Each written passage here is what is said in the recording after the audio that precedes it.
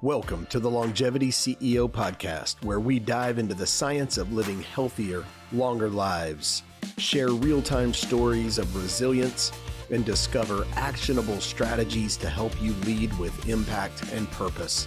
Because being the CEO of your health and longevity starts today.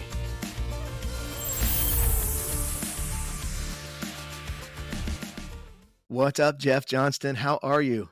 Hey, Greg, I'm beyond excited. When you asked me to be on the show, the Longevity CEO, I'm like, man, what a perfect alignment of two things that I'm really passionate about. One being a CEO. I've had the opportunity, a couple different, completely different careers I'll talk about. And then longevity now has been something I've been and I'll say fairly recently, like within the last 5 years of my life, or even 7 years, we'll go back. And then meeting you, having a chance to have just some great conversation with you and learning about what you do. It's like when you asked me to be on the show, I'm like, dude, I'm ready. Let's go. Let's I'm rock so and roll. excited. I was so stoked when you said yes. When I saw you on that call the other night, which was, by the way, is really cool. You and I met under some really cool circumstances, and we're very close to the same age, 57, 58. We're a couple of dudes, trying to find our way and just stay curious, as to what's out there. And when I met you, I had an experience that was really cool. And you and I talked about it before we hit the record button, and I'm like, we better hit record because this is too good. That was just really cool. And so I have this bonding experience, even though you and I haven't spent a lot of time together. We bonded in the way that we met in a really, really cool and what I think is a deep and spiritual way. So I'm really honored that you said yes, and that we're going to have this chat today, because I think it's going to be amazing. And learning are like two big things. And when I speak to people, I talk about leaning into it to learn from it. The story that whatever you're going through is presented as an opportunity to become better or bitter. That's kind of like how I look at choices. And I'm fairly pragmatic. So when I went through, and I could talk about some of the life events I've had, and really all of us have a story. My story is my story. Your story is your story. But being vulnerable and sharing stories is really how we together collectively can get out of or move on from things that are presented in our lives as, things happen to you or things happen for you is a great way I like to leave all my talks. Is how you answer that question really frames and dictates the quality of the rest of your life. Are you a victim or are you a victor? I don't mean victor as in like, yay, I won, because I don't think you ever win like the mental health, the mental wellness journey. You just keep evolving as a human. There's no moment you wake up and go, I won. Yeah. No, right? Dude, I love this. You came out swinging. We've got to be better or bitter. Is that what you said? Be bitter or be better. Yep. And then things happen to you or for you. Right. I mean, those are two huge life lessons right out of the gate. So this is going to be awesome. Yeah, I'm excited. As we dig in, let's just kick it off and go. Jeff Johnston, who are you? Tell us a little bit of the origin story. Give us a flavor for, where you come from, where you grew up, sort of what. And then we'll get into some of the more recent history. Yeah. I believe that you can literally be reincarnated or reborn during life, that you don't have to have, an event happen like your death and then you get reincarnated. I think there's events in your life that you literally say, I'm a new person. That part of me is dead. How many times you heard people say that? The old Jeff is dead. When you lose 100 pounds, or maybe you got divorced or filed bankruptcy, and you go, okay, that part of me is dead. Well, in my case, going back previous to October 4th, 2016 is where I would say I died that day and was reborn. I was running a wealth management firm. So at age 23, I went to college, played a couple sports in college. I played golf and basketball. I was kind of a type A, competitive person. Saw the movie Wall Street, with Charlie Sheen and Michael Douglas, which was my favorite movie. Awesome. And I thought, well, I'm not that smart, first of all. So I thought, okay, I want to make money like that. So here's my naive, capitalistic 22-year-old mindset. So I'm going to go major about money. I want to go learn about money. And so I took finance classes after I went to my junior college for a couple of years, and graduated with a finance degree in '89, along with a psychology minor. Now, as it turned out, as I get a lot older, I never used my finance degree in my whole career as a wealth management. It was all psychology, people's healthy relationship with money. And now that's morphed into their relationship with alcohol, their relationship with suffering and pain and trauma and grief. It's like all about your relationship with whatever you want to replace. With X, with X. And so I got kind of thrown into the selling life insurance door to door. I hear people complain, kids, about not having jobs. I'm like, go try to sell cash value life insurance door to door with no internet, no cell phone, no fancy projections, no pitch deck. I didn't know what a pitch deck was. You kidding me? My mouth was my pitch deck. It's like, so knocked on doors, got slammed on, go get a case of beer with my friends at the bar, settle up, getting drunk, go out the next day, try to sell life insurance. Did that for many years, got my securities licenses. And then lo and behold, I wake up 33 years later. I'm the president, CEO of a company that I founded called Premier Investments of Iowa. We had 9 full-time employees, 7 staff. I managed about $800 million of AUM, which, in some scales, that's a very small amount. In Iowa, that was larger than a lot of banks had. It's a lot of money. On the books.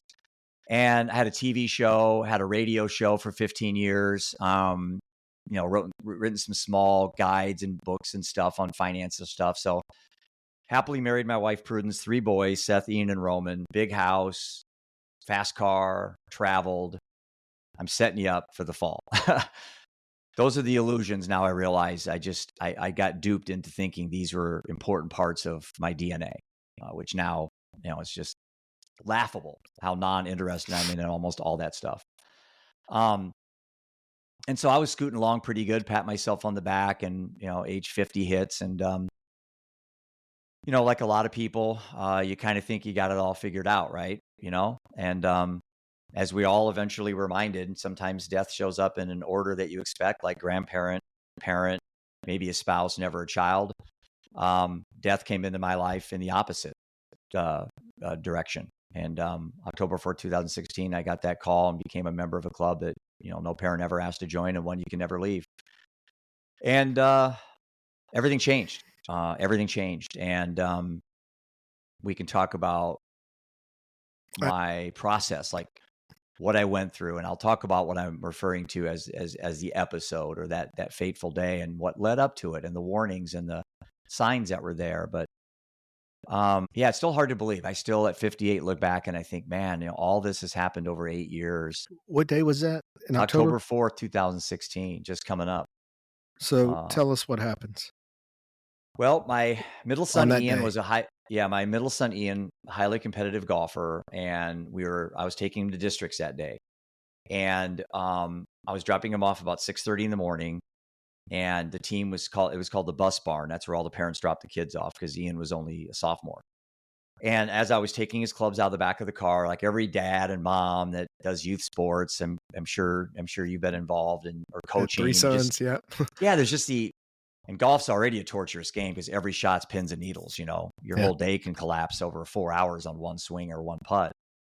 And as I was taking his clubs out, my phone rang, and I just kind of had my coffee in one hand. I looked at the phone, and I knew at 6:25 in the morning on a Tuesday that what I was going to be receiving was horrific news. I just didn't know how bad it was. I was told at that point that our oldest son, Seth, was found dead of an overdose. It's poisoning, but we call them overdoses, but they're poison. He was poisoned by fentanyl. And that was the end of a long, hellish, nightmarish road, Greg, that, ended with fentanyl, but that wasn't who he was. Started with Adderall, actually Strattera at 15, then Adderall at 16. And we could talk for 4 hours on my life's passion of fighting back against pathologizing normal human emotions and prescribing pills to kids to tell them that this is teaching them at a young age. This is how you handle your problems. You just take a pill, go take a bottle, drink a bottle, snort something, put something foreign in your body to deal with something that is a God's gift for you, something like envy or jealousy or sadness. Yeah, or it's fear, feel better, anger. don't get better. Yeah, and they're warnings. These are all signals to your body that either you're on the right path, like happiness or joy or empathy, or you strayed a little bit and you need to come back. But we've just taken these signals from the human body, which is the most beautiful technology ever, as far as I know, in the universe. And we want to dumb it down and turn it into a cyborg. And you wonder why we lead the world in teen antidepressant prescriptions. And we also lead the world in teens most desperate, lost, and fearful of everything around them. We can blame it on COVID and social media, but it's so much deeper now, so much deeper than COVID and social media, as I'm finding out as I become a stronger advocate for kids. But that was really the first time, Greg, where death came into my life and went, knock, knock, knock, Jeff. So this is, I'm taking someone from you. This is that Tuesday morning. Yeah. 6:25 at 6:25 a.m. Yeah. You get that call. You find out about Seth. Mm-hmm. Look, this is any parent's worst nightmare. I mean, I'm trying to keep it together right now. Oh, if I could hug you right now, I would, man. I feel it. Nobody watching this is gonna. Yeah. I mean, it's every parent's worst nightmare. But what in that moment? Can you take us there? What happens? Yeah, so I'm not going to lie. I anticipated this type of call. When you're on this road, it's preventable yet predictable. So there were some signs that in my book, I wrote about telling Seth, you're either going to be dead or in jail. And he had just been released from prison. And then 60 days later, he was dead. So I was right on both counts, but I certainly didn't want to be right. Yeah. But I looked at Ian, because Ian's sitting there, and I was his coach. I was his golf coach. I was his, I was everything to him. He's 16. He's looking at me and he sees my eyes swelling up, and I'm thinking immediately, what do I say to him? I didn't say anything, man. I didn't say anything. I didn't want to take away from his day. I didn't want to take away from his team. I didn't want to ruin the moment he's worked so hard to. Seth wasn't coming back, man. He wasn't coming back. So why would I impede on his ability to enjoy a moment he's been looking for? So I got in my car and I thought, how am I going to tell my wife our son is dead? That's all I had in my mind. So Ian had to think as he got on the bus and went to the tournament, where's my dad? Where's my mom? Where are they? Where's my biggest fan? As it turned out, he missed a putt on the last hole and double bogeyed, and we missed state by one shot, which we had never made state in his school history. There's a reason I bring this up, because the next year you won't freaking believe what happened. It gives me chills when I tell this story to people. I got in my car and I didn't even tell Ian I loved him, man. Didn't even tell him good luck. I just had that absolute stoic. I mean, come on. Deer in the headlights. It's the amount of presence you had in that moment to not. Split second. I vacillated between, let's do the right thing. Tell him. And I thought, no, Seth's not coming back. God, if you told me you fell to your knees and started sobbing like a child, I would be like, well, yeah. But the presence, I had to hold it together for about 2 minutes, and then I took off and got my car, and I'm thinking, man, I got to tell my wife our son's dead. How am I going to do this? And I remember getting in my house, and my wife had, the orange and black on, and she had the outfits on that all the moms wore at all the tournaments. And I just come around in the bedroom, and she's in the bathroom, and I can't talk. I can't talk.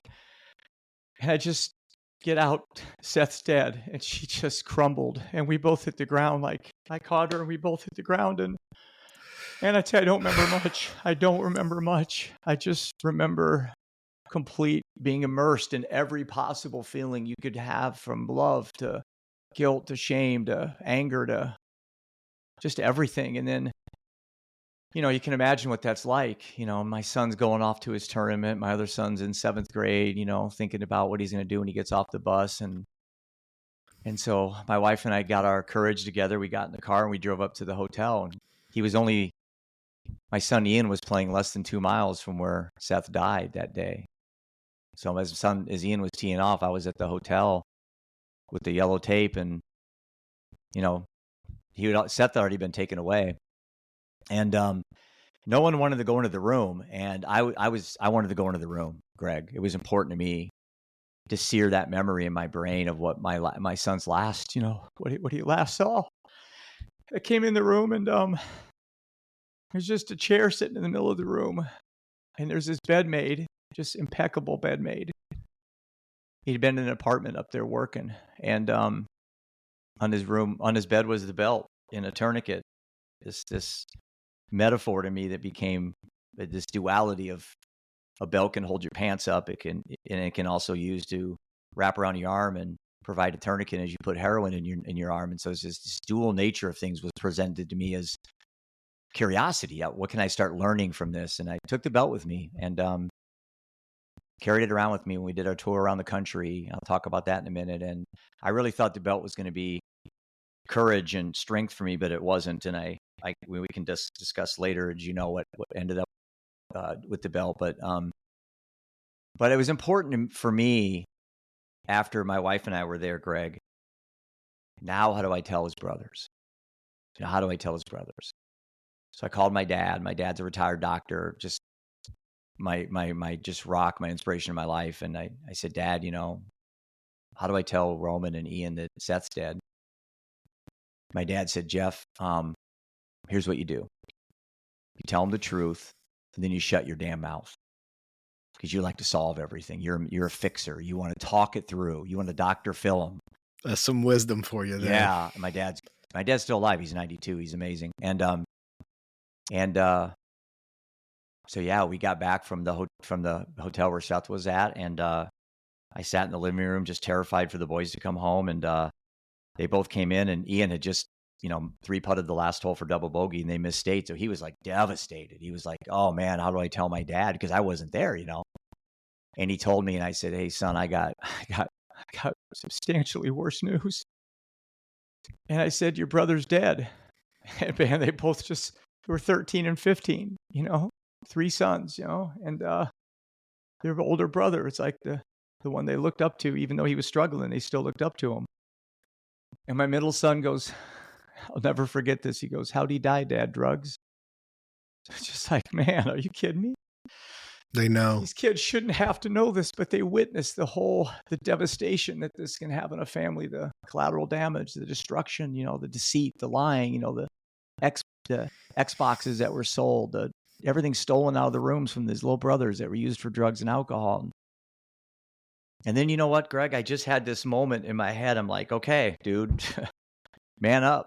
The next thing you say is the most important word you're ever going to say in your life. And I call these dad moments. I talk when I keynote. I call these dad moments. I call these son moments, husband moments, where you get like 5 in your lifetime. 5, maybe 3. And not normally it's through something really unfortunate, tragic like death.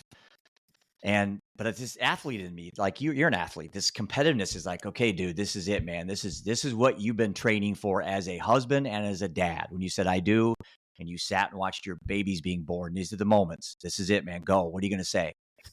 I'm like, I don't know. What am I going to say, right? Where's the textbook? And I had this idea. I was just going to use the 2 roads story. Just the old stoicism I learned about it in college. So I stood up, cleared my voice, and I said, boys, we have one of 2 roads to go down. We have one road of anger, despair, and hatred, and we'll become alcoholics and addicts ourselves.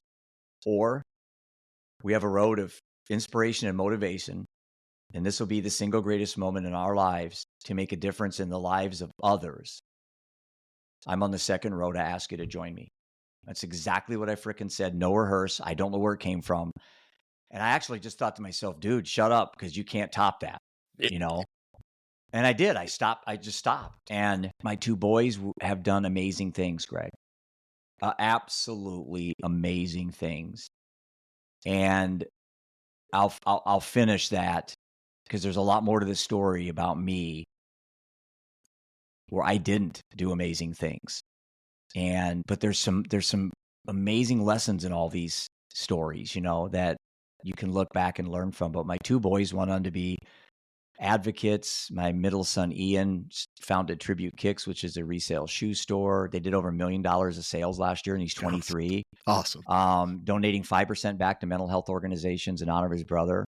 My younger son, Roman, came out as a young gay man, and he's an advocate for gay rights, and he's kind of runs in his own lane. But when we took our RV around the United States, 20,000 miles, 95 days in the summer of 2022, He spoke at panels, and and so these kids rolled up the sleeves and they did what Dad wanted them to do. But you know what, Greg? I didn't. I gave that heroic speech, and then I called my co-owner up and said, Brock, I need a year off, man. I'm in a bad place.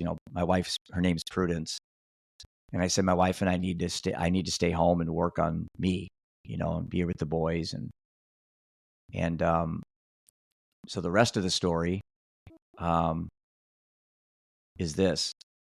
I've been an alcoholic for 32 years preceding this, and I was a compulsive gambler for over 20. So as you're running a wealth management firm and you're have a gambling addiction and be an alcoholic, these aren't things that anyone knew in the community. So I was this, Rotarian. I was kind of the anointed, pillar of the community, but I wasn't. It was a joke. I had a glass castle I had built that could easily crumble at any time if someone threw a rock at it. And death and alcohol and gambling were the rocks thrown at my castle. And I stayed home for that 14 months. I drank every single day, every day. And I like to say when I talk, I called every negative person I knew in my head and had the biggest pity party you could possibly have. Self-loathing, suffering, misery, every possible thing you can imagine. And it all came to a head again. I'm just sitting here listening to this, and I'm trying. There's so much I want to say, but I'm just like, I don't want to interrupt this because go ahead. It's incredible. It's tragic. It's just. I'm thinking. I'm just rolling this in my head, and in two of the big moments, the minute you get the news, and in the moment you're going to tell your sons, your younger sons, you have this incredible presence, this incredible strength, and some might even call it divine. I mean, just you say the right things, you do the right things, you handle the situation, and then you spend 14 months spiraling, right? Is it just that? I used to use this analogy like with our problems. It's like throwing, especially for I'm a recovering alcoholic too. 7 years of sobriety, and I talk about common. 7 years for me too. You have no idea when some of the things you were saying earlier, I wanted to jump in and go, me too, but I wasn't about to interrupt you. But I use this analogy like we throw these beer cans in the back seat, right? And these are our problems. These are our issues and our things that we don't want to face. Yeah. At some point, we're going to have to slam on the brakes, and all that stuff's coming back up into the front with us, right? Yeah. And it feels like you had this moment of presence, two moments. You're hiding this double life of being a gambling addict and an alcoholic, which, brother, I get. Yeah. And anybody on watching this will understand 100%. Yep. And for me, I hit it, but I thought I was doing a better job of hiding it than I actually was. I mean, like your close people know. Yeah. But maybe the extended community haven't really figured out that I was a train wreck. But tell me, you take time off, you don't have anything to do, your sons are doing their thing, and now you've got 14 months. Are you in isolation? Are you with Prudence? What? Yeah. So Prudence and I were at home, and she was an alcoholic as well. Probably not as long as I was. She was 9 years younger than me, but she, all through the basically late 30s, 40s. So she had been battling alcoholism for a long time too. So we just stayed home and drank, her and I did. And what's really odd is that we didn't have any type of a confrontational marriage. We didn't have a violent marriage. There was no fighting. It was we just went to the bottle, and she had pills as well. She took a lot of pills. You just escaped. You were numbing out. We would get drunk, pass out, wake up, drink again. A lot of times just by ourselves. Most of the times by ourselves. I got up to 196 pounds, I think it was. What do you weigh right now? 144. Yeah. I was 155 my senior in high school. So, but I got up to this weight, and then December 24th of 17, so 14 months after Seth died, we had a condo down in Clearwater that I purchased for my son's golf, like professional career. He wanted to play pro, and I was not the best to play golf like 6 months of the year. Right. I was going to Florida anyway, so we just bought a condo down there, and it worked out great. But I'm down there on a bender with my wife over Christmas vacation, Ian and Roman and Prudence and I. And Greg, you mentioned divine intervention. I'm agnostic, so I'm willing to say anything could happen, but I'm not going to say that's what it was, but I'm open to anything. But I've been pretty much agnostic / atheist my whole life. And that's neither here nor there, but I'm on this fantastic spiritual journey with some source that keeps Yeah. me really interested. Like 100%. you Doesn't and I know what I'm matter. talking about. There's Yep. there's something going on. I don't know yet, but I'm going to find out. Yeah. We You know, just stay yeah, curious, you know? I just got to keep trying to find out. But Yeah. so, 100%. so on December 24th of 17, I'm looking in the mirror. I got up in the morning, really hungover. And dude, I just said, enough's enough. Stop kidding yourself. What day? I've never tried to quit before. I just said, enough's enough. What day? December 24th, 2017. Christmas Eve. Yep. Okay. And I saw my wife. She's 9 years younger than me. She was looking 9 years older than me. The grief was just killing her. It was killing me. I have to think the two boys were witnessing this destruction of this, fantastic family that was like your Leave It to Beaver family, like just 6 years ago, 7 years ago. And I just looked in the mirror and stopped. And I've never had a drop since. And it's been arguably the easiest thing I've done in my life. I've been to meetings. I go support people. I'm pragmatic. I don't consider myself sober because that implies I'm in some mythical fight with some demon. I just don't drink. Jeff, it's just tell me again what you said when you looked in the mirror. enough's enough. You and I I'm getting a little bit like, this is crazy. Well, I know we shared some of this when we first met, but you're right. We're like brothers from another mother. God, it's all coming back to me now when you're telling me this story, and I'm sitting here, I did too. It was September 5th of 2017. Same year. Yep. It was, I got up and Hurricane Harvey had come through Houston and soaked it for like 4 or 5 days or whatever it was. I stayed passed out drunk through the whole thing. And I was, I would have been a much bigger liability to my family than an asset. Like had we didn't flood and we didn't lose power. The rest of the city, meanwhile, it was one of the worst that's ever hit Houston. And so I woke up that day and I looked in the mirror and I said, not today. And I call these not today moments. Like you said, enough is enough. Yeah. I said not today. It's the same thing, right? Yeah, Different words. Yeah. But I looked at myself in the mirror and I said, not today. And it's just, I haven't taken a drink since. We know, when when, you're beat. But I call them not today moments. And whether you're trying to take your life back from addiction or from toxic relationships, or it doesn't matter. Yeah. You just sort of reach that point and you're like, not today. So I love enough is enough. That'd be great because on a t-shirt, enough. I know. It's just, and then, honestly, I noticed Prudence just really, her weight had dropped and she just looked older. And, I thought, well, God, if I can't save Seth because he's not here anymore, I don't want to lose my wife. Maybe I lead by example, which is if I have to take anything to my grave, because I've pretty much shed all guilt and shame about Seth's death, because I did everything that I could. The thing I didn't do is I could have stopped drinking. I was still a full alcoholic when he was struggling, and I probably could have been a lot better. But, the shame and guilt ship has been, I sank that a long time ago. So I'm making amends for Seth today. Yeah. It's all a dad can do, right? And so Ian and Roman are 14 and 16 at this point. Yeah. Yeah. Okay. So very impressionable. And when I wrote my book, I found out that the hardest thing, the toughest obstacle for a adolescent is losing a sibling over a parent. Is losing a brother or sister. Oh, yeah. Yeah. I didn't realize this till I wrote my book, and I did a lot of research in bereavement and all that stuff. And so then on that, one of the reasons I did quit too is I thought, okay, now I've got to be a better dad and a husband, and but as life did again for me, happened for me, not to me. Death comes into my life as an opportunity to become better, not bitter, knocking on the door. Hey, Jeff, I'm taking someone else you care about. What are you going to do about it now?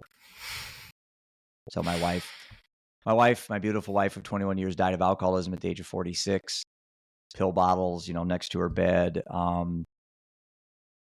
Just grief. You said a word I do want to comment on because I appreciate the empathy and the care of the word tragic. This is not tragic. Tragic is a baby drowning in a pool. Your mom getting hit by a drunk driver. Something like addiction is unfortunate and unnecessary. but it's preventable and predictable. Baby drownings aren't preventable. They may be predictable, but they're not they may be preventable, but not predictable. I like to say in my situation that what happened in my life is not tragic. And I appreciate when people say it. I accept it. But in this context, I No, thought I I love could the just, distinction, man. yeah, I don't accept tragedy because I don't, there was lots of ways this could have been avoided. Me, them, society, laws. Yeah, fentanyl test strips were illegal in Iowa at this time. Maybe if my son was using together, like we promote designated drivers, why the hell don't we let people struggling with drugs get high with another friend that isn't doing drugs so they could have a Narcan, they could test the heroin and fentanyl. But there's such a stigma around this that you have to use alone in a seedy hotel room and then you end up dying. Why? I don't get it. So I've never done drugs in my entire lifetime, never smoked pot. So I couldn't relate to that, but I had all the other addiction issues, I had all the other, problems. But we just take those struggling with drugs and alcohol and kind of put them in this box, like they're the problem child, So let me ask a couple, because again, I've got all these questions and I'm sitting there thinking about Prudence now. She was 46. Yeah. How long after Seth's death did she pass? She died on June 29th of 2021. And ironically, it was a day after my youngest son's 18th birthday. So the rest of his life, he has his birthday and then his mom's death date. And I'm reframing that for him as an opportunity, though. I said that day every year, you have to go do something heroic for somebody else. Do something to change someone's life. Don't sit around worrying about your mom. She ain't coming back. So again, that's another situation where you can use reframing to benefit you and other people. But yeah, so it's been October of 16 and then 21. So what was that? 5 years? Yeah. Yeah. So, I'm thinking of longevity, right? Longevity CEO, we talk about longevity and I always say it's a big word, like Minsky called artificial intelligence or AI a suitcase word. I think longevity is too, because it can mean a lot of things. A lot of times it just means living healthier, longer. And what this show kind of talks about the intersection of science and motivation, the why, right? And when you've gone through what you went through, right? The loss. I stopped myself from saying tragic. Yeah, thank you. I accept it though. I love you like a brother, but I'm just trying to tell people that I love that distinction. Yeah, it's not do. Tragic. Yeah. I really do. But you lose your son, your oldest son. You lose your wife. You've got these vices and these addictions that you're going through. I know you to be a person who is a seeker, a person who is rediscovering and going, deeper into Jeff and purpose and meaning and stuff like that. And I think that's so critical because a lot of people can hit that wall and give up. A lot of people can hit that wall. And if they don't give up, they just sort of coast, they just stay dead inside. They exist. I've met parents, I've got a lot of trauma in my life. I bet you do. Yeah. And you've got those two road moments, right? Where looks, man, I stayed numb and escaping for many, many years. When at first at 12, my biological father took his own life. He killed himself after holding me at gunpoint on our front porch. I was on my knees when I was 12. And I thought that was it. I thought it was over. Man. And that was my last day. He was also my Little League baseball coach. And so the feelings of betrayal, the feelings of, all this stuff come rushing in, and he would drive off. I would escape. He would drive off. And sometime over that weekend, he would take his own life. And we had a baseball game on Monday, and we hadn't heard from him. So my mom was working a bunch of jobs or not a bunch, two. And we didn't know if he was going to pick me up. So, you sort of find out in the middle of the school day that you're 12. Yeah, I was 12. Wow. And he was an alcoholic that stayed active. He had bouts of sobriety. He would kind of go sober for a while, but he got out on some painkillers and stuff. And at the end, he was kind of, I always say he's one of those alcoholics that they make movies about, right? Yeah. I mean, he was pretty rugged. He was a tall, kind of mean guy from East Texas, and had that blue collar spirit and temper. But look, and back then we didn't really know therapy. No. We just didn't. You just sort of kind of dealt with it, and hey, Mhm. this happened. But I could see the patterns already. I wound up graduating from a military school in Harlingen, Texas, my junior and senior year of high school. Mm. This after I got a great shot at Dad 2.0, Jim, who became my stepfather and adopted me, Mm. and I took his last name, was a hero, man. The guy was a successful real estate developer. He was an athlete. He was not an alcoholic. He was successful, and Yeah. I got to go. I went from public pools and public schools to country clubs and summer camps and tennis and golf lessons and private schools and stuff. Any kid on the planet is Mm. on his knees with gratitude Yep. for this type of transition, right? Right. Except me. Yeah. I started rebelling, and I did it with drugs and alcohol, and escaped and smoked a lot of pot and drank a lot of booze, and then wound up in a military school to try to get my act together. And thank Mm. God that happened, because I think it saved my life. My dad came through the door, felt like it was knocking it off the hinges one morning at 5:45, and he said, "Get up, put on a suit, and be downstairs in Really? 15 minutes." Yeah, and Yeah, he you see looked movies about stuff serious. like that. Yeah. I mean, and I did. I was down there Yeah. in 14 minutes, and we Yeah. got to the airport and jumped on a Southwest flight down to Harlingen from Houston, and before we did, he opened the trunk, and there was a briefcase that had some pot in it, and he's like, "Do you want to take this with us?" And I was like, "I don't think that's a good idea." And so we do the tour of the Wow. military school, and come home. And that evening, of course, with all this fear struck into me, I do what the reasonable thing. I raise the window and jump out of the second story and run away, right? Like Huh.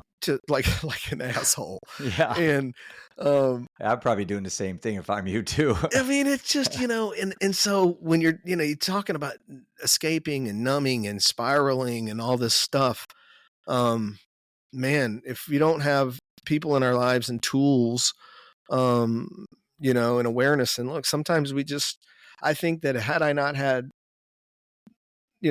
some of these people like my dad in my life that sort of rescued me, if you will, I'm not here today. Mhm. I'm not. Or if I am, I'm a lot deader inside and just sort of coasting. Mhm. But then I have 3 sons and a daughter as well. But I have them to think of, and cycles to break and things like Yeah. that. And that's the choice that I made and the road Yep. that I went down. So I want to hear, enough is enough. You wake up. Tell me on that day versus when Prudence, and I want to get that timeline Yeah. kind of square and what happens there, and then you get that second. Yeah. So I quit on 17 and then she died in 21. So there was a gap there where I had not been drinking at all. Had she continued to Oh drink? yeah, Okay. terribly. And to the point where I bought her a house because I couldn't have the alcohol Yeah. around the boys. So I bought her a house across the street from her mom and dad. And I took Ian and Roman, and the house that we built together, my whole family, I sold it and moved into, half the size. So everything in my life is just in half. Literally, my family's in half, my house, everything's in half. And it was intentional about having kind of less is more, like addition by subtraction. Like I chased that add, and now it's like I lost 2 people I really care about, so I don't really need all this other stuff. And actually, in hindsight, it's been really great, Greg, because I've been able to manage myself, my mental health better. But so when my wife died, there's a little bit more to the story to get to where I'm at. Okay. My mom died 4 months later, the day after my 14-year-old cat was put down. So I had this massive cloud of like death following me, as I thought I did. Reality, it was just timing. We're all going to die. Just it's not always in some creative order. I just had a lot of it lumped in a block of time. It just happened to be my time to experience a lot of opportunities to get better. That's how I'm presenting this to everybody watching this. I didn't think that way initially, but now I've had the ability to work on myself, and I can talk about my daily routine and what I do to stay in this lane. Because Absolutely. what happened that Christmas after my wife died was the most terrifying, most enlightening experience I've ever had in my entire lifetime. And what happened was that Christmas, so my wife died in June, mom died in November, and then Christmas hits, and I'm by myself. 2 boys are out on Christmas party stuff. They're younger, and I'm in my house now. So it's been June, July, August. It's been a while after my wife passed away, a few months, and there was these, I call them the 7 boxes of doom. that I had, that she had down in her garage when she moved out. And they were boxes that we had together, but when she moved out, it was pretty quick and haphazard, and we weren't going to get divorced or anything. I just couldn't have her around the boys. We had to get separated. So I thought I'd just take these boxes that were down the basement, give them in a garage, and I'd take them back, when we got back together or whatever. And the boxes ended up in my living room. And dude, I walked by these boxes like weeks and weeks and weeks and weeks. And finally that Christmas, I just on a whim thought, they ain't going to walk out of here by themselves. Oh, let me see what's in them. So I pulled up a chair. It was on a Friday, like 5:00. Nobody's home. I pull up a chair. I open up the first box, and the first box I pull out, and I should have known this. What else is going to be in these boxes, right? It was just pictures of Seth, just coaching pictures and basketball pictures and just proms and homecomings. And I just I went from, my son teases me now, Ian, because I have the Living Undeterred was my tour around the country. So he said, Dad, you went from living undeterred to living under a turd. That's like a family joke. But I really did. I went from here to Sounds here. like one of my sons. Quickly, really quickly. And, just, it got to the point where I shut my phone off, took my computer. I just didn't want to talk to anybody. Like if you would have called me or tried to reach me and I looked and it said, Greg, I wouldn't have taken it, because as lonely as I was feeling, I knew I wasn't alone because I had people that cared about me, but I needed some time to just sit in it. So I went to the second box, and it was our wedding. It was just like my beautiful wife, and that's them both behind me, and just all these pictures of the kids being born, our trips to Europe, and all the I just went again another notch down. Took my computer, threw it across the room, broke it, and I don't remember the next 2 days. But here's what I do remember. Sitting in my closet, opening up my safe. I never made it past 2 boxes. Sat in my closet, opened up my safe, got my gun out, put it to my head, and I got the 3 seconds for almost a full day. So I would just start over. I'd say 10, 9, 8, 7, 6, and I'd get to 3, and I couldn't do it. So and I'm going to say this, and this goes against every suicidal talk you'd hear, but I'm just going to say it because I don't care. I want to be authentic with people. I thought I was courageous getting that far. I think taking your life, there's something really in my, I can only speak for me, being that close to suicide was so courageous for me, because I never had suicidal ideation thought up to that point after all I'd been through. And I would start over, and I'd get to 10, and I'd go back to 3. And I kept thinking about the suits behind me, these expensive suits I had in my closet, and the mess it would leave. And dude, as something as stupid as that could have been what kept me from pulling the triggers. I didn't want to mess up the suits. And then I kept thinking about Ian and Roman. I kept thinking, man, these guys, they've lost their brother, their mom, and now their dad. It's like the deaths of despair are suicide, alcohol, and overdose. 835 Americans a day die. 40 an hour. Okay, in the United States alone. And my boys are going to have a loss of each one. Suicide, alcohol, and overdose. I said, I can't do that to them. So it became less about me You're selfishly. Thinking of that in that moment? Oh yeah, in the moment. And dude, I was not afraid of dying. I didn't want to die. I just didn't want to live. I did not want to die, but I didn't have any fear of death, because I don't believe really in the afterlife. So I thought I would just extinguish the candle and I'd be done. I didn't worry about going to hell or anything like that, because I don't really believe in that. And so for me, it was pretty simple as an agnostic person. It was just turn off the lights. Party's over. I'm done. I got to jump in here because I wanted this. You talked about taking your own life, suicide, and courageous, being courageous, and the way you looked at it. I hate to say it that way, because I know everybody out there is going to say, don't say that, Jeff. It's not courageous. It's like, this is my story. It's 100%. And I love that you said, look, I'm just going to be authentic. People can disagree. We can disagree without being disagreeable. Right. But I have to jump in and say something here, because I need to share, another event in my life. On October 7th, 2010, I got a phone call. I'm driving from Austin to Dallas, and I told you, I alluded to my stepfather, Jim. He adopted me. I took his name. He became my best friend, my hero, my mentor. He was my person. After being an asshole as a teenager, I wound up appreciating and valuing all the gifts that he had given to me and who he was in my life. And we became really, really close. Very, very, he was my best friend. On October 7th, 2010, I'm in my car. I'm driving between Austin and Dallas, and my phone rings. And the person on the other end of the line is sobbing and inconsolable and just tears and wailing. And I can make out that he's dead. And I'm closer to Dallas than I am to Austin. So I go to Dallas, park at the car, get on a Southwest flight, and fly to Houston. And I'm a mess. I'm a wreck. Oh man, I can I'm imagine. a wreck in the line waiting to get on. I'm a wreck in my seat. I sat at the window and turned to the window, and I'm trying to keep it together. Then I lose it, and the poor person next to me is just trying to figure out what, this poor guy, right? You don't know what to do with me. And I find out that morning he got up. They lived in a condo, and he took the cars and he washed them and filled them up and stopped at the grocery store and he restocked the pantry.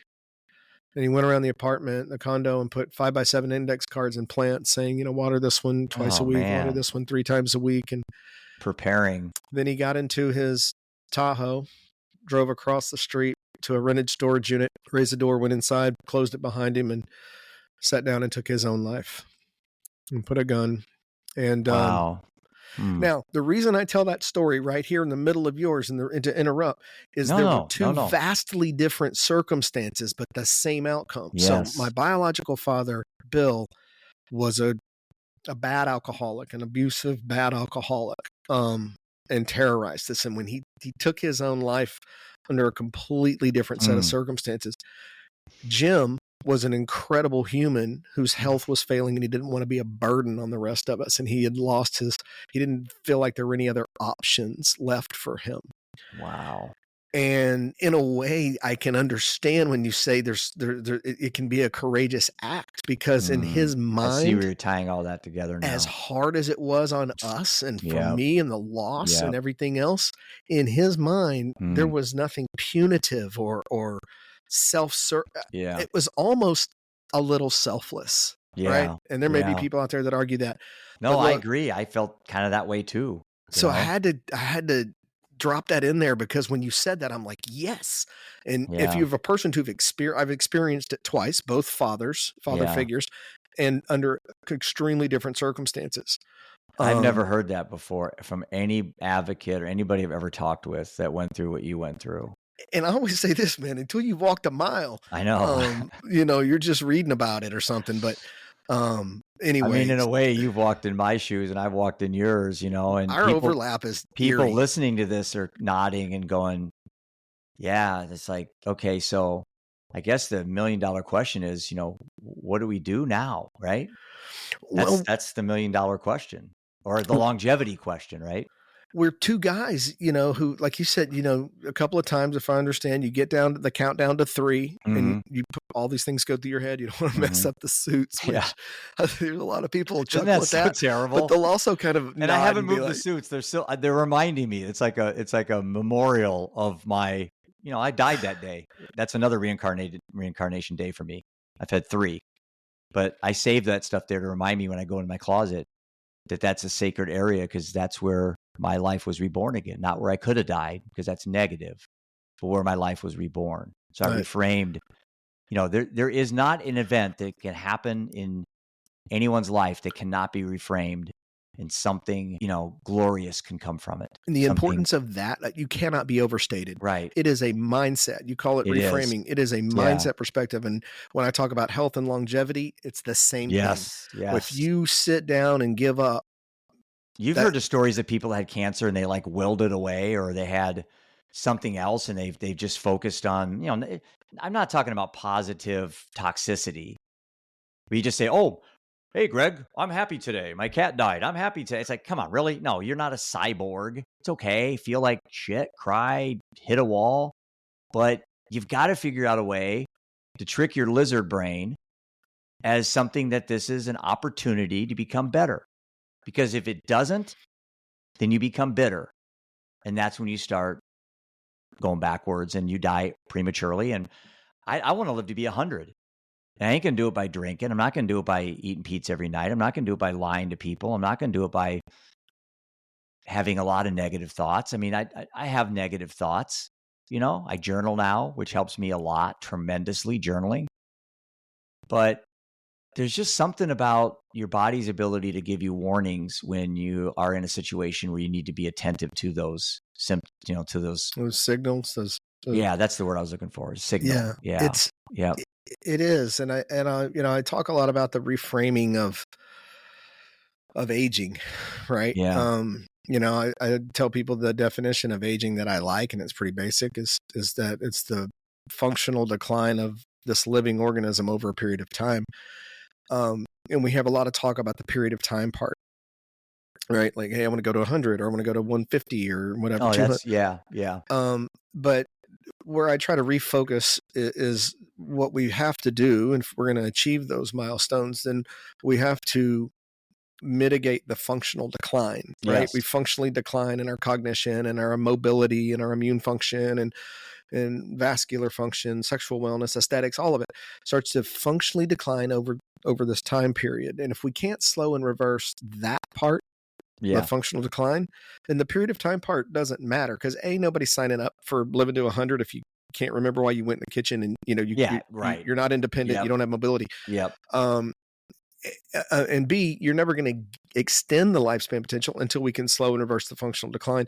And I think that's where things are. And so when you just put that you reframe it, and you just say, aging isn't this inevitable thing, right? Where we just spend the last 10, 12 years of our life sick and chronically ill. And that's what they want us to believe. Well, look, it's how it's been, That's how follow the money with Big Pharma. They don't want you to get healthy. They prefer that you're a client for life. And that's why they want you to feel better, don't get prescription drugs. That's like a lifelong client. That's it. Feel better, don't get better. And you feel better if you keep taking the pill. And look, that's the model, right? And the more we can sort of keep you sick and on pills and in hospitals, I mean, that's a big economic engine in this country. And it's not conspiracy and sour grapes and bitterness. It's just the way things are, right? And and I love that you said, God, man, so many nuggets in here. There's wisdom, the things, the way you've reframed. This is an opportunity for me, not something that happened to me. And it takes a lot of work, Greg. It's not, I mean, meeting you, a lot of work. Meeting you when I met you, that stage of my life was the universe saying, "Hey, Jeff, we got you this time." Things conspired against you for a while there, but now things are kind of working in your favor. So I'm having these people placed in my life at the right time. So like our youth mental wellness app we launched a year ago, that's like my vision. That's like my passion, where I spend the rest of my life, my last dollar, my last breath will be on a hill where I will die, and it'll be helping kids, young adults, improve their mental wellness. And I love that. Yeah. So we did it through a combination of, and I come from a financial planning background. I know we're a little limited on time, so I wanted to throw that out there at the end here, but brother, we'll go until we're done. Don't say that, dude. We'll go until we're done. I'm like you. I got what faster. What you said, something like stop and go fast. I'm like, dude, that's me. I don't have a middle gear. I don't either. There's no off. It's like, where's off? But I got to thinking, okay, how do I take financial planning and youth mental wellness and find a common ground? It's like, phew, good luck with that, right? Well, there is a common ground, and where it is in the planning. It's in the lack of planning. And so you look at adults with their money. And most adults are reactionary. They want to go on vacation. They set aside some money. They want to plan for retirement. They set aside in a 401k. But if you really sat down and looked at everything, your taxes, your trusts, your wills, your philanthropy, your deductions, your tax-free income, your income streams, your risk level, your risk profile, look at all these things and put it together. And the result will tell you where your money should be invested. Like, what's your risk aversion? There's so many cognitive biases that come into play with money that there's a lot of, I started digging into it going, okay, my psychology minor did me much better than my finance major in investments. Maybe my psychology minor will help me with youth mental wellness. So it's a very natural thing for me to build out this idea of the app. So what we did with our app Brightn is we're introducing 2.56 billion humans, so which is the largest generation of human history, Gen Z, 14 to 26. This idea of mental wellness planning, and our asset classes, instead of stocks, bonds, and real estate, are health, wealth, and purpose. So if I could design the perfect young adult and I wanted to diversify their mental wellness before we get into treatment, where would I make my best bets? Where would I invest my time and money and my energy? It would be developing curriculum and processes where they could learn, get higher self-confidence in those areas of health, wealth, and purpose. So there's 25,000 mental health apps on the market. There's not one that has the intersection of these three combined in a way that we've done it. And how this happened, it was like a long process, and we're excited what we built. We're launched last year, so September 1 this year will be our first year. We soft launched, Greg, so we didn't do a big launch. We're in like 12 countries. I think we have 1,000 thrivers on our app. So we don't call our kids users. I don't really like that word. So we call them thrivers. So our whole idea is we're not treatment. We need treatment, but you know what that's done to our kids today. I don't want to take your kid, build an app, introduce them to a doctor so they can buy a bottle of Prozac. Yeah. That's a drug dealer. That's what the Mexican drug cartels are doing. I'm trying to fight against that with fentanyl being across the border. So it's like, it's hypocritical, but that's where the money is. That's where VC wanted me to go. When I was getting ideas how to build the app, everyone's like, "Oh, Jeff, you got to build a treatment app." I don't want to do that. I did Angry Fentanyl Dad. I don't want to do that.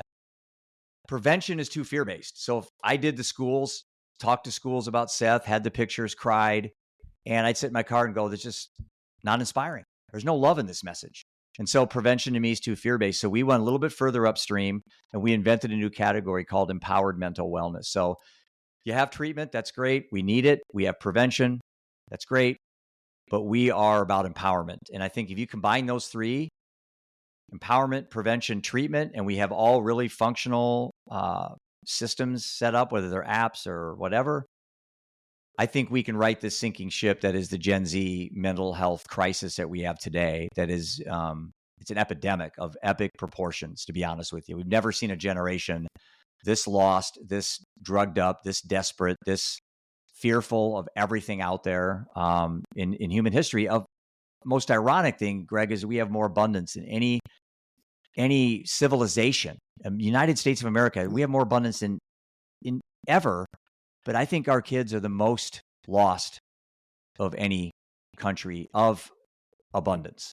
I'm not talking third world countries and stuff like that. I mean, it's telling us something, right? It is. We have, and Brightn, I went up to the website, the other day after you and I talked. I knew you were coming on and checked it out. Hey, it's well done. I love the vision. I love the way you articulated it. It's spelled differently, so I want to make sure everybody can go find it. And our new upgrades are coming in 5 days. And the app that's out, the app out there now is antiquated and it's old, and we haven't made any updates in a while. But the new app coming is jaw dropping, and we're really excited. But Brightn is spelled Brightn, and I'll just tell your listeners and followers where the name came from, which really is a it tops this all off for me. So when Seth died, his daughter was born. And she's 7.5, and she's the love of my life.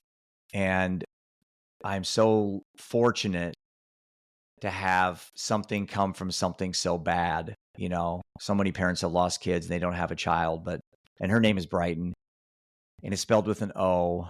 And every time I see her, I get on one knee and I said, "Brightn, you brighten my life. You brighten my heart. And your dad is so damn proud of you right now." And it's not that I'm not going to let her grow up to be a victim, because that's a choice she's going to have to make. But I'm going to do everything in my power that she's well equipped to use what has happened in her life so she can do amazing things and have the best lived experience she possibly have. That's like my ambition as grandfather. That's a plot twist I didn't see coming. You just dropped that in there, that sets, I didn't. Yeah. And wow.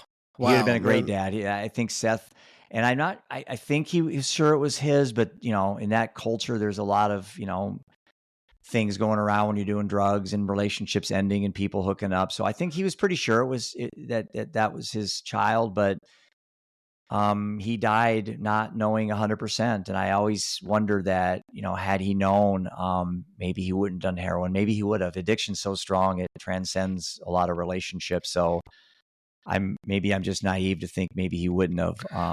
He wasn't trying to die, Greg. He was just trying to get high. Yeah, Fentanyl. no. I mean, it wasn't heroin that killed him. It was fentanyl. I tell people that I talk to or struggle, mentor, look, it will take everything you love from you, and then it will kill you. Yeah, this is a cruel, vicious that's a mistress. Good way to put it. That people say, yeah, it's going to kill you. Yeah, but before it does, it will take everything you love, everything you hold dear, everything you value and cherish. It will take it from you, and then it will kill you. That's the stakes. That's what we're playing with here. You've seen it firsthand in the most horrific way. I've seen it, and there's millions of other people out there. So there's no way to overstate it. There's no way to beat the drum too loudly. I love what you're doing. I love that, the way I think about this is you've reframed, you found your why. I love, you said, I'll die on that hill, trying to bring youth mental wellness to as many people as possible, empowered youth mental wellness to as many people as possible. That's your why. And when we have our whys, when we are purpose driven, and we start to realize, hey, I want to get up and go do this every day. This is something I'm passionate about. It's driving me. I got to do it. I got to help as many people as possible. And you're going to start taking good care of yourself, and you're going to start thinking about other things and being mentally, spiritually, physically, and emotionally well, so that you can go carry out your mission. And I always tell people, you got to find your why. People think, oh, I want to get out of pain, or I want to do this. You've been living in pain 10 years. Why is today the day? It's not the reason. It's not your why. It may suck, but it's not your why. And then you said that so well.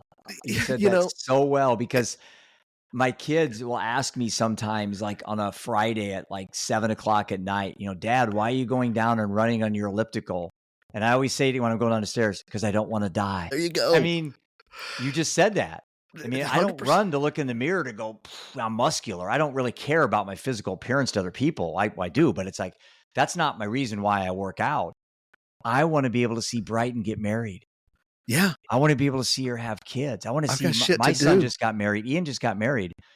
My wife will never be able to see their children or Seth. And it's like, if anything, I want to see it for them. Yeah. Through my eyes. And if there is an afterlife and they're waiting for me, then I can tell them about all this stuff. It's like, where's the downside? Show me the downside. I'm like an investment guy. It's like, show me the risk. Yeah. What risk is there taking care of your health? None. Zero. None. And I saw this thing the other day, and people were saying, well, look, if you could tack on 30 or 40 more years to the average lifespan today in good health, what would you do? And so there's some really surprising answers, and, everything from learn multiple languages to start a new career, or go back to school and get another degree and have a second, like there's all kinds of really cool things. And I'm like, if you don't have the mindset that this is possible, then the technology, the science, the medicine, the breakthroughs aren't going to happen. So we got to, some people have to, right? I always say this, what I love is when you reframe, big ideas and first, every idea was crazy the day before the breakthrough, right? Yeah. Every big idea was crazy the day before the breakthrough. Yeah. And the second thing is, Elon Musk was always going to Mars. He needed a rocket to get there. Yeah. Right? So he built a space company. He just started that, I'm at Mars. I'm going to work my way backwards. I need a rocket. And so these are the kinds of visions and the way that we have to think in terms of possibility. And then I always, I have this thing, I mentioned it to you on our sort of pre-talk before we hit record, but it's called the legacy equation. And the legacy equation is really, we think of legacy often like monuments and wealth and achievements and things like that. But I argue a legacy is these daily habits and these daily routines and the way we show up and live, like you're doing now. You've taken this loss, you've taken, this horrible events in your life and you've turned it into something.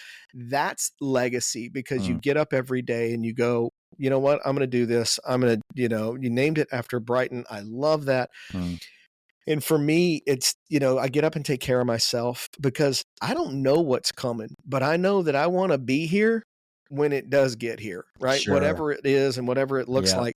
And legacy is if I show up with love and honesty and gratitude and humility and all these other good things, then I got a pretty good shot that day at trying to live into my why and be here Mm-hmm. for tomorrow so that whatever happens, whatever comes my way then, I'm ready. I'm here. And like you, I've got 4 children. I've got 3 sons and a daughter. I want to see I want to see them grow up and get married and have kids. Mm. And we are an adventurous crew. We like sailing across the oceans. We like motorcycling across the US. We like, we do all kind of fun Yeah. and snowboarding and all that stuff. And I'm 57 and I'm fit, man. And I work hard at it, but I want to be at 77. I want those cats still chasing me, Yep. Yep. and not, I don't want to be reading or watching pictures or videos rather about their adventures. I want to be in the pictures and the videos with them on those adventures. And that's just one of my whys. There doesn't have to just be one, right? There's a bunch. Yeah. And So you talked a little bit about purpose, and that seems to be kind of, a word like empowerment that kind of gets thrown around haphazardly. But if you think about purpose, one question I get a lot, Greg, from especially younger people is, what is purpose? Does it reveal itself through some episode in your life, or do you go find it? And, my case, it was revealed to me through death. I have a quote that was on the back. It's on the back of my t-shirts and stuff. And we have them, it's my first slide in all my keynote talks. It's a real simple quote. It's my life statement. It's called my ULS, my unique life statement. Purpose becomes passion when it gets personal. So purpose becomes passion when it gets personal. So the 3 Ps. And so when I talk to kids at high schools or heck, for that matter, adults, if you want to try to see what your purpose is, reverse that. So purpose becomes passion when it gets personal. So think of something personal. So in your case, your dad, your stepdad, and other things you mentioned, childhood a couple of times. You didn't get specific, but maybe that was it. Maybe it was something else, but something personal in your life. So, maybe your dad has Alzheimer's, maybe breast cancer. Normally most nonprofits are spawned from something where the founder had some personal event. Sure. So that's like a no-brainer. So something personal. Then the next thing is the purpose becomes passion. So the next word is passion. Okay, how do you get passion? Well, start a podcast. So I started a podcast called Living Undeterred. That was the name of my podcast. I did a tour. I wrote a book. I collaborated with people on any possible thing I could get. I went to conferences. I went to webinars. So I took that personal thing in my life, the death of 2 people I care about immensely, and I immersed myself in advocacy, not being an activist. It's a massive difference. I started off as a fentanyl activist. That was too tiring for me. So I became an empowerment advocate versus activist. And in doing so, my purpose just was revealed to me. So purpose becomes passion when it gets personal. So that's a great creative exercise that we've got on the app that we're talking to kids, because I think a lot of kids, you and I have the benefit of, even though there's some horrific events in our lives, but we learn from them. We have situations, we have experience and wisdom.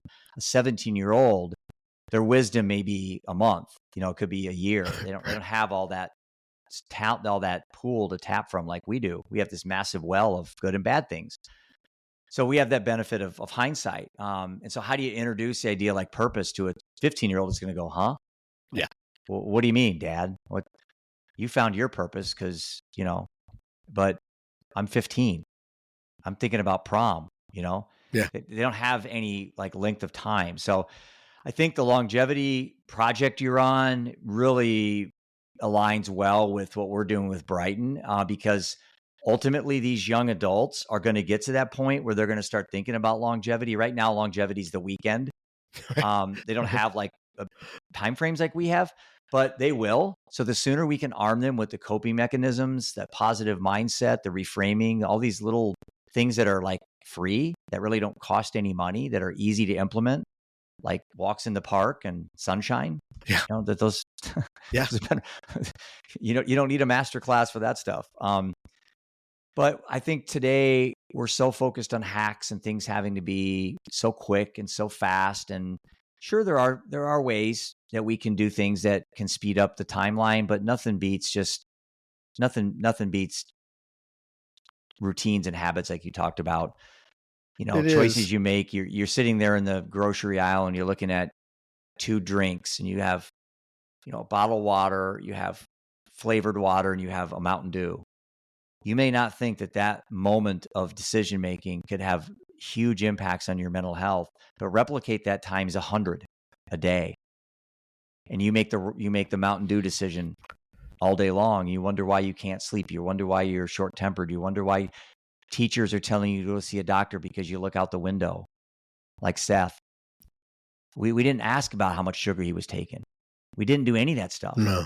I didn't know any better, Greg. I was a dad that was coaching, and I was making money, and I was consumed about myself and impressing people. It's like, man, I would just give anything to go back to that moment that teacher said that. And I would just look at her and say, man, you know what? You know what's wrong with you is you're telling kids you want to take this out of them. I'm telling you, we need to put it in them. I don't want to take it out of my son. He's not a werewolf. Leave him alone.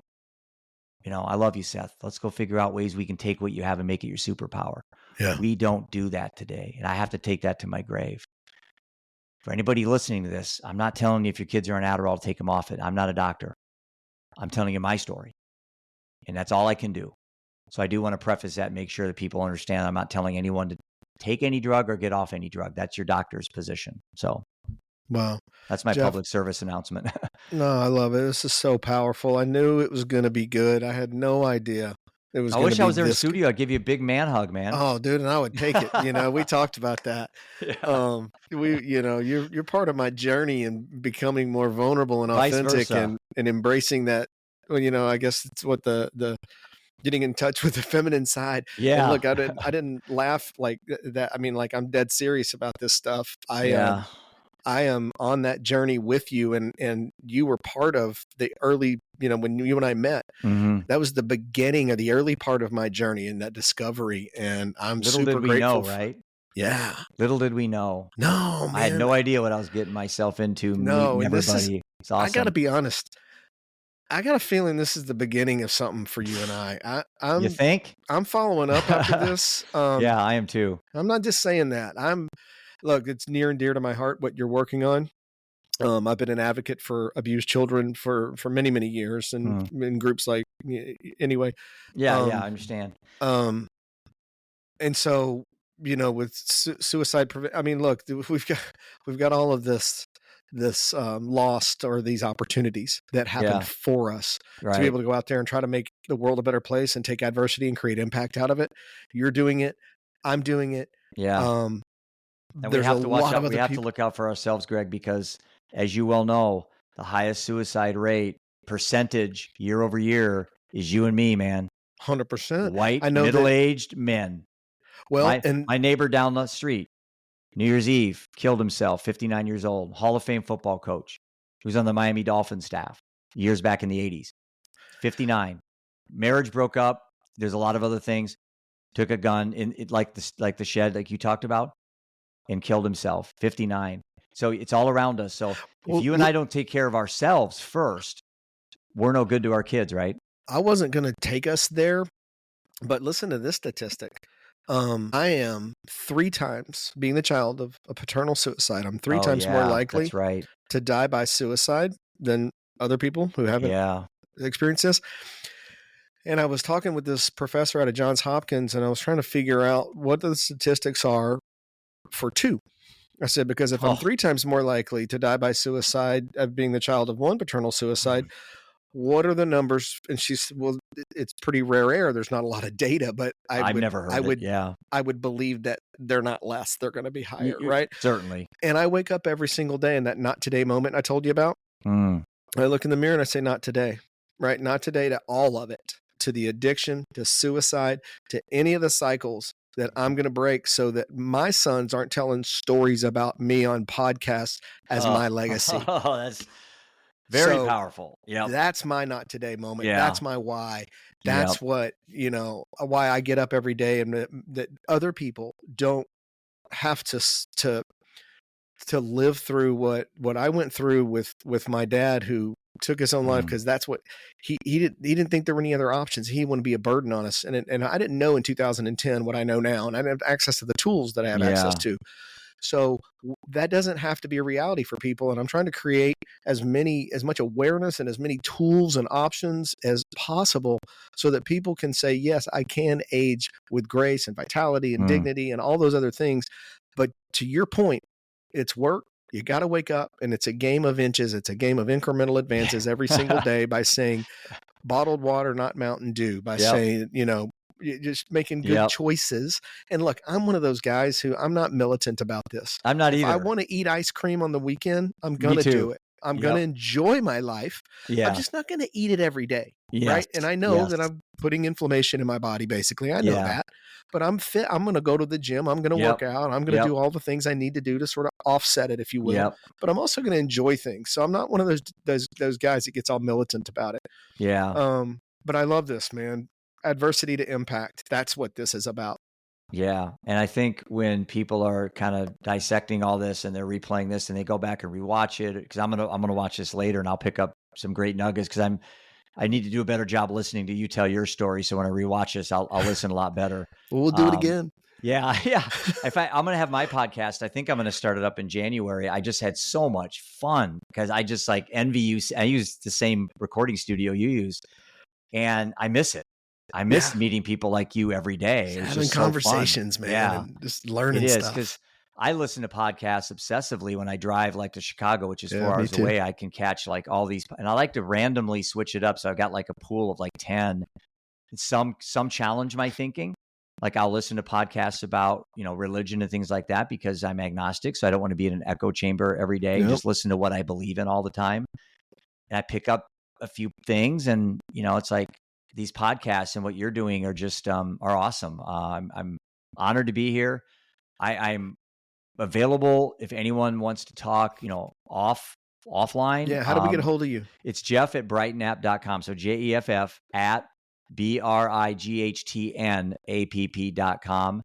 I don't say no to anything. So if someone emails me, I'll respond. If someone calls me, it's like, I remember when I was just starting out and I reached out to, Greg or Ron or somebody I really looked up to, and they responded. I'm like, wow, that's awesome. I look up to this guy. It's like, now I have a chance to kind of be, in a little way, someone that looks up to me, because I've done some things with adversity in my life. No means do I think I'm like this tremendous role model, but if somebody just starting a nonprofit or somebody just lost their child last week to overdose wants to talk to somebody, I'll crawl to your house. I'll meet with anybody. That's humanity. We need more of it. No, these things are awesome because of people like you and guests like you, and being able to have these kinds of conversations. I can't wait to listen to this back. And Me too. you had so much wisdom in there and so many moments that I'm honored. Thank you. I'm looking forward to our next conversation, whether it's online or off. I've got ideas just swirling around my head. Yeah. Well, I want to learn more about, if this was my podcast, I'd be learning a lot about what you do, what the longevity whole idea behind that. I understand the CEO part, because you made some great metaphors before we got on air about you're the CEO of your life. You're kind of the boss of your own, everything in your life. It's like, it's a reframing, like you talked longevity, about. Just mindset. Like you said, it's like when I filled out your form, you said, if you could live to be, what was it, 150? Yeah. I think my response was, it's not the years, it's the quality of the years. Yeah. I'd rather live to 100 and have ridiculously phenomenal moments than live to last like 30, like in a nursing home with tubes up me. No. Yeah. And I love that you're thinking that way, right? And that's that thing is, most people think, if I could live to 150, I'll take it. We got to get the functional decline part sorted out before we get to there, Yeah. Well, let me know what I can do to help you and support you. And I want to share all this and ask all the people that follow Living Undeterred and Brightn. And, I'm really curious, and don't want to spend any time in this because I know we're wrapping this up, but where the longevity idea can be implanted in young adults to get them to start thinking about this. Because if I could find that little nugget and put it on our app, Oh man, my legacy gets just further cemented With as your doing something. resources and with mine, let's We'll figure make it it out happen. together. Yeah, Challenge accepted. Let's figure it out because it's near and dear to me too. perfect. Awesome. I'm in. I love this. Passion, purpose plus passion. Right. Say it Purpose again. becomes passion when it gets. I'm sorry. Purpose becomes passion when it gets personal. Purpose So becomes passion when it gets personal. Purpose, passion, personal. Purpose, Got it. passion, personal. Yeah. We'll in there. Jeff, thank you so much. Have a great day. I'm holding this mic up. My stand started falling right in the middle of this damn thing. So look at it. I'm like, so I didn't even notice that. I just thought I'm you doing had this. a good No. relationship with your microphone there. It's been like, I think it, I didn't crank it down tight enough. It's all good. So I've just been holding it. Anyway, thank you so much, brother. All right. Love you, man. Love you too, man. Thank you so much. You bet. Bye-bye. Oh, okay. We got to stop.